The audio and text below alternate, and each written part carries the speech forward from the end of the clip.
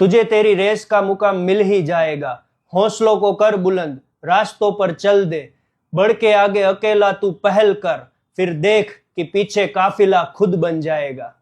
આવતીકાલથી શરૂ થતી પોલીસ ભરતીની ફિઝિકલ ટેસ્ટમાં તમામ ઉમેદવારો પોતાનો સર્વશ્રેષ્ઠ પ્રયત્ન આપે એવી શુભકામનાઓ અને પ્રાર્થના. સાથે સાથે દોડ શરૂ કરતા પહેલા ઘણી બધી બાબતોનું ધ્યાન રાખવું, જેમ કે આગળના દિવસે સંપૂર્ણ આરામ અને હળવો પોષણયુક્ત ખોરાક જેમ કે ફ્રૂટ્સ, કઠોળ, ચાવલ વગેરે, અને સવારે ઉઠીને સૌપ્રથમ ગરમ અથવા નોર્મલ પાણી પીવું.